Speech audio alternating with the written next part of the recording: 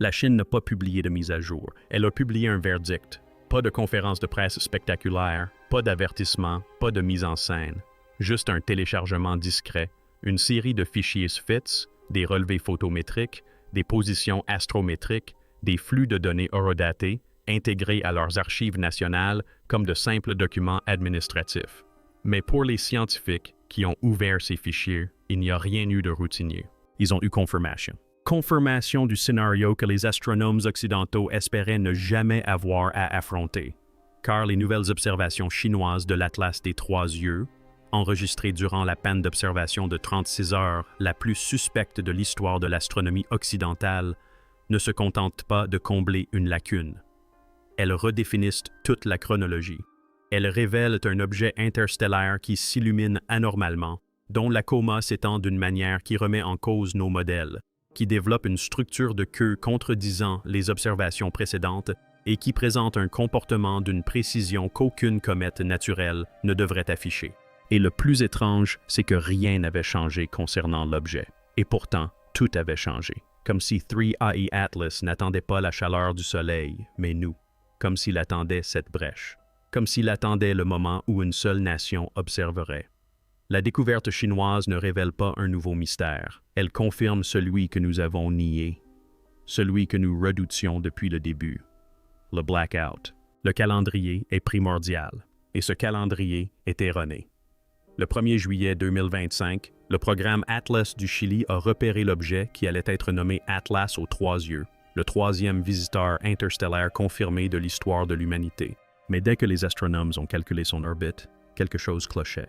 Ce n'était pas seulement rapide, c'était trop rapide. Se déplaçant à des vitesses héliocentriques proches de 290 km/h, ce corps céleste traverse le système solaire sur une trajectoire qui n'a jamais appartenu à notre Soleil.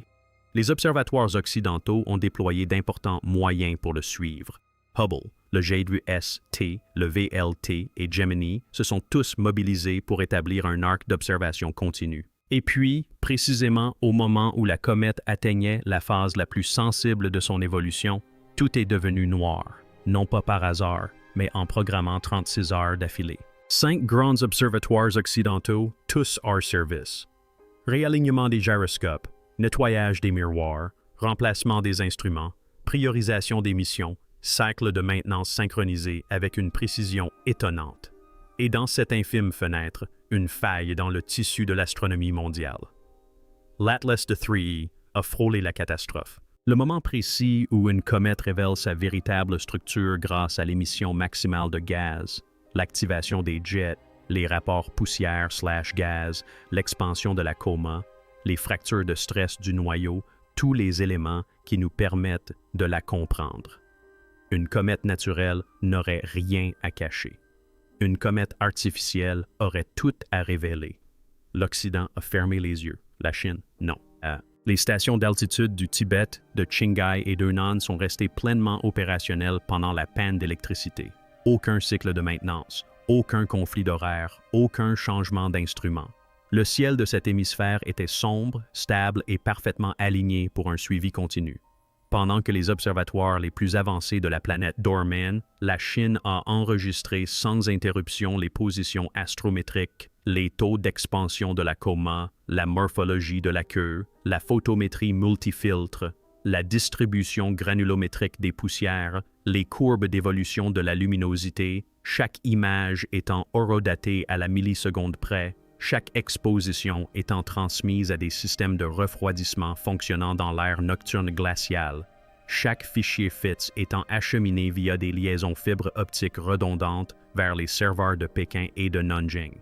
Et ce qu'ils ont enregistré n'était pas ce que les scientifiques occidentaux s'attendaient à voir à la fin de la panne. La coma n'a pas seulement grossi, elle s'est étendue vers le Soleil. La queue n'est pas apparue soudainement, elle s'est allongée à une vitesse anormale. Sa luminosité n'a pas simplement fluctué, elle a augmenté de 0,3 magnitude en quelques heures seulement. La composition de la poussière n'a pas simplement changé, elle s'est orientée vers de gros grains carbonerie, du jamais vu pour une comète avec une telle histoire chimique. La Chine n'a pas comblé le vide, elle l'a révélé. Pour comprendre la découverte chinoise, il faut comprendre ce qu'est la coma. un halo de poussière et de gaz libéré lorsqu'une comète s'approche du Soleil. Mais Atlas n'a pas simplement s'être réveillée. Elle a réagi, elle a répondu, elle s'est exprimée par le biais de particules. Dès la mi-juillet, le JWST et SphereX avaient déjà détecté quelque chose d'étrange, une coma dominée par le dioxyde de carbone et non par l'eau. Une signature qui implique une histoire thermique totalement différente de celle de toute comète originaire de notre système solaire. Mais pendant la panne d'électricité, au moment où le rayonnement solaire était à son maximum, la Chine a observé l'écho propre de la comète, une augmentation soudaine de sa luminosité, une onde d'expansion, un réarrangement structurel du nuage de poussière. Il ne s'agissait pas d'une sublimation aléatoire, mais d'un schéma précis. Et pour déceler ce schéma, il fallait observer l'objet en permanence, ce que la Chine pouvait faire. L'Occident, lui, ne disposait pas de ces moyens. Lorsque le JWST et le VLT ont repris leurs activités, la série temporelle était interrompue. La comète avait parcouru 1,2 million de kilomètres, une distance suffisante pour rendre impossible la reconstruction de tout modèle à haute résolution. Mais les données chinoises ont permis de reconstituer le tout comme si rien n'avait été perdu. Lorsque les scientifiques ont analysé les données de coma, la conclusion était simple. Le visiteur interstellaire ne se comportait pas comme une comète tentant de survivre au Soleil, mais comme un objet réagissant à celui-ci. Cette partie de l'histoire peut paraître anodine, mais elle est pourtant spectaculaire. Chaque photon capturé par la Chine a transité par des détecteurs CCD refroidis à l'azote, des chaînes de correction atmosphérique, des serveurs redondants situés en haute altitude, des serveurs de vérification sous vide, un alignement des métadonnées à l'aide de la courbe de lumière Gaia DR3 et un étalonnage croisé à l'aide de séquences Landolt. Pendant ce temps, les observatoires occidentaux, dotés de miroirs 4 fois plus grands, n'ont rien enregistré. Résultat, la Chine a créé la première séquence photométrique continue d'une comète interstellaire lors de son pic d'activation solaire. Les données ont révélé un allongement de la coma vers le Soleil, une augmentation de la luminosité photométrique compatible avec l'activation du jet, des rapports poussière-sublimation incompatibles avec une sublimation induite par l'eau, et un profil de luminosité du noyau incompatible avec des estimations de taille obtenues avec une précision astrométrique de seulement 300 mètres, ce qui réduisait l'erreur orbitale d'un facteur 5. Il ne s'agissait pas simplement d'astronomie rigoureuse, mais d'astronomie stratégique. Et c'est dans cette stratégie que la Chine a enregistré l'instant où la science occidentale a manqué quelque chose, le moment où 3 atlas ont révélé sa véritable nature. Lorsque les observatoires occidentaux ont repris leurs activités, le mal était déjà fait, non pas à la comète elle-même, mais à notre compréhension de celle-ci. 36 heures sans données durant la progression rapide d'un objet interstellaire au périhélie ne constituent pas une simple interruption. Elles représentent une véritable blessure. Sans les relevés de la Chine, l'Occident se serait réveillé aveugle face à l'asymétrie soudaine du coma, à la structure du jet dirigé vers le Soleil, à la hausse soudaine de la luminosité, au passage de la poussière à l'état gazeux et aux subtils changements de trajectoire. Mais le plus accablant, c'est que les modèles occidentaux, même mis à jour, ne correspondaient pas entièrement au comportement naturel des comètes. La partie manquante de la courbe de lumière engendrait des incertitudes trop importantes pour être ignorées, et chaque recalcul convergeait vers la même conclusion. Quel que soit le modèle 3E Atlas, il ne se comporte pas comme une comète éjectée aléatoirement d'une autre étoile, et le silence des agences occidentales, NASA, ESA, Noir Lab, devint assourdissant. Car la seule chose qu'il ne pouvait nier, la Chine pouvait la prouver. Lorsque la Chine a publié les fichiers relatifs à la période de coupure d'observation sur le portail d'observation du ciel de ChinaVO, les astronomes du monde entier les ont consultés avant toute déclaration officielle. Aucun communiqué de presse, aucune interprétation, seulement des données brutes, la forme la plus authentique de la vérité scientifique. En moins de 12 heures, le centre de recherche sur les planètes mineures a recalculé l'orbite. Les institutions américaines ont téléchargé les données FITS. Les analystes européens ont effectué leurs propres mesures photométriques. L'incertitude orbitale est passée de 25 secondes d'arc à 5. La trajectoire hyperbolique de la comète a été confirmée avec une précision inégalée. Mais le plus étrange, c'est que l'allongement de sa coma n'était pas dû au hasard. C'était directionnel, intentionnel, presque comme un signal, une réponse activée par le rayonnement solaire. Le signal d'écho, précise le document, n'était pas une métaphore. Il était littéral. 3 Atlas réagissait à la lumière du soleil comme si elle pressentait son arrivée. Une fois les données chinoises et occidentales fusionnées, un événement impossible s'est produit.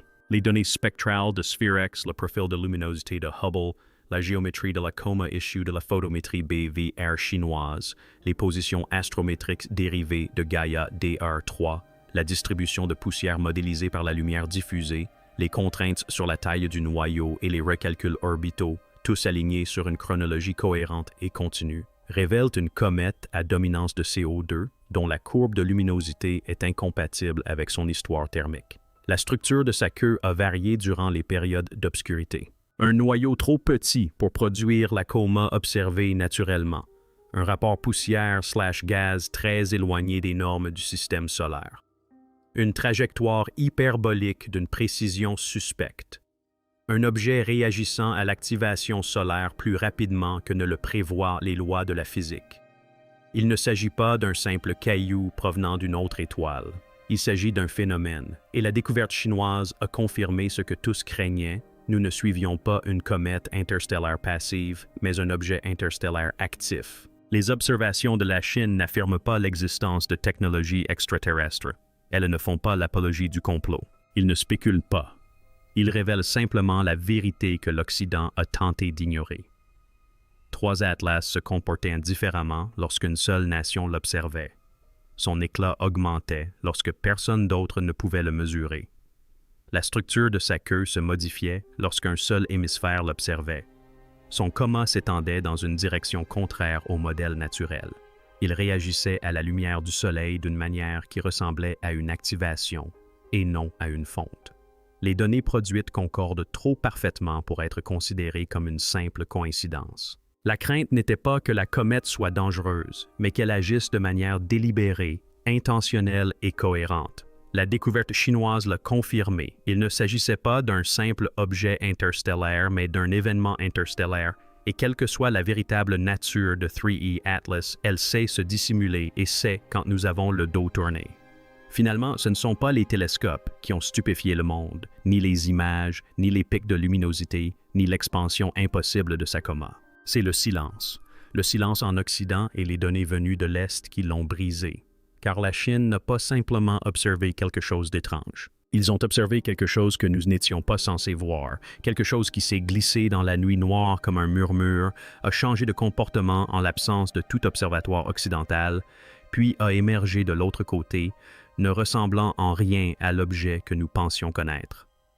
Pendant des mois, les astronomes ont persisté à dire que 3 Atlas n'était qu'une comète, un corps céleste errant et figé venu d'une autre étoile, rien de plus. Mais les comètes ne réagissent pas de manière sélective. Elles ne changent pas la direction de leur coma précisément aux heures où la moitié de la planète est plongée dans l'obscurité. Ces objets ne s'illuminent pas à la demande. Leur composition en poussière ne se modifie pas uniquement lorsqu'ils sont observés par une seule nation, et ils n'imitent pas les schémas d'activation au moment précis où le rayonnement solaire atteint son maximum. La découverte chinoise n'a pas suscité la peur. Elle l'a confirmé.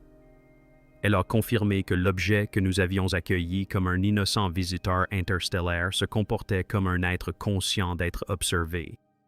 Un être qui réagissait à l'énergie solaire, non pas en fondant, mais avec précision. Quelque chose qui structurait sa queue, remodelait sa coma et ajustait sa luminosité comme un mécanisme exécutant un ensemble d'instructions écrites quelque part bien au-delà de notre Soleil. La crainte n'a jamais été que 3 engins Atlas s'écrasent sur Terre. La crainte était qu'ils n'agissent pas passivement, que leur mouvement n'est pas aléatoire, qu'ils ne dérivent pas simplement, qu'ils préparent quelque chose et attendent le moment opportun. Et lorsque ce moment est arrivé, la communauté scientifique internationale était aveugle, à l'exception d'un pays. Les mesures chinoises ont permis de reconstituer une chronologie continue des heures manquantes. Et cette courbe sans discontinuité est ce qu'il y a de plus troublant, car, à y regarder de plus près, ce comportement n'est pas chaotique. Il est cohérent, intentionnel comme une correction de trajectoire, une séquence d'activation, une réponse. Chaque schéma qui a échappé à l'Occident, la Chine l'a décelé. Chaque doute que l'Occident a tenté de dissiper, la Chine l'a confirmé. Chaque crainte que les scientifiques murmuraient en secret est désormais au cœur des débats. Si trois atlas se comportent différemment selon l'observateur, alors qui nous observe en retour? Car c'est bien là l'enjeu. Ni extraterrestre, ni fantaisie, ni Hollywood, mais quelque chose de bien plus simple et de bien plus terrifiant. Nous étudions un objet qui ne se comporte pas comme un objet, il se comporte comme un système. Un objet qui n'a aucune obligation de se révéler à nous. Un objet qui a profité de l'obscurité pour dévoiler un autre visage, une autre structure, une autre vérité. Et une seule nation l'a aperçu pour la première fois dans l'histoire de l'astronomie moderne. L'humanité est divisée non par l'interprétation, mais par l'information. Une nation détient le chapitre manquant et l'univers n'attend pas que les autres le rattrapent. Alors maintenant, tandis que 3E Atlas poursuit sa course silencieuse à travers le système solaire, dérivant, accélérant, se remodelant sous la lumière de notre Soleil, une vérité s'impose à nous. Nous n'avons pas seulement détecté un objet interstellaire, nous avons détecté une intention interstellaire, peut-être passif, peut-être ancien, peut-être bienveillant, peut-être toute autre chose, mais intentionnel, assurément. Et quelle que soit la vérité, un fait demeure incontestable. L'univers est attentif et vient de prouver qu'il sait quand nous ne le sommes pas. Si cette histoire vous a amené à vous interroger sur ce qui a réellement pénétré notre système solaire, ne détournez pas le regard. Abonnez-vous pour ne rien manquer des prochaines révélations de la Chine et de la NASA. Activez les notifications, car la prochaine publication de données pourrait bouleverser toutes nos certitudes. Et dites-nous en commentaire, pensez-vous que 3 Atlas soit une simple comète ou le premier système interstellaire jamais observé en mouvement par l'humanité?